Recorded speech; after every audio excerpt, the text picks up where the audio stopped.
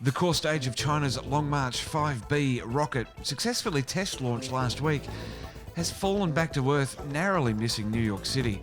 Dr. Brad Tucker and I discuss on this Talkin' Science Story of the Week. Across Apple Podcasts, Spotify, Google Podcasts and YouTube, this is Talking Science with Dr. Brad Tucker and Matt Miller. Well, Brad, our next story is about the Long March 5B. Now, Hubble was in our Stories of the Week for 3 weeks in a row. Now, this rocket has been in our stories for 3 weeks as well. It was coming, then it launched, and now it's come back to Earth. It's kind of a bit of symmetry. Look, there is, and it's we're following the stories as they happen, and I think it's a highlight that things sometimes take long, and there's lots of parts of it. In this case, it's less of what happened on the launch and more what happened after the launch. And it's the mission doesn't stop until it fully stops, and this is the classic example of it. And I've labelled this one China's Whoopsie. It's a bit of a whoopsie. Basically, what's happened is that the core stage of this rocket has fallen back to Earth pretty close to New York City. Look, yeah, it's so it's not a surprise that the core stage came down. That is part of the plan. As you said, it's how it came down.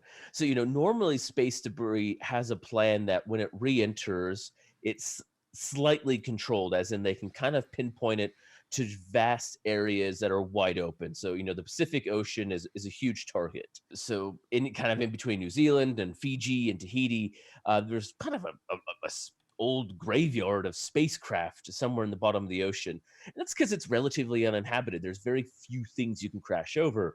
You don't like these things passing over land because if they come down a tad too early, they crash on land, and that is not a good thing. And so, it's not surprising that space junk passes technically overhead of cities. This happens all the time.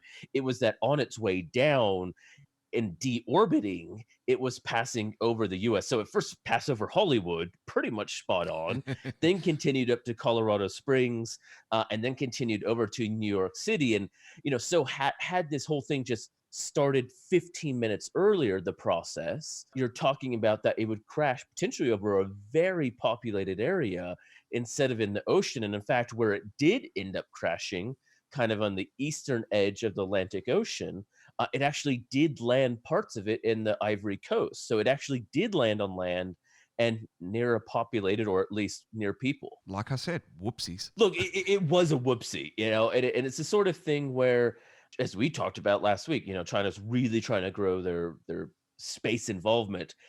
This come alongs for the ride. It's not just getting it up there, but it is now the protocols and the policies and the planning of safely deorbiting stuff that is a huge important part of space travel.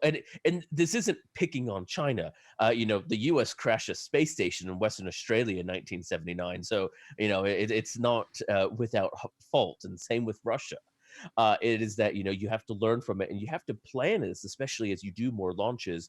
That has to be part of the planning. It was going to be my next point that Skylab did crash in the little town of Balladonia on the Nullarbor Plain, and I had the sticker, the bumper sticker on my car, having driven through there quite a few times in my younger years.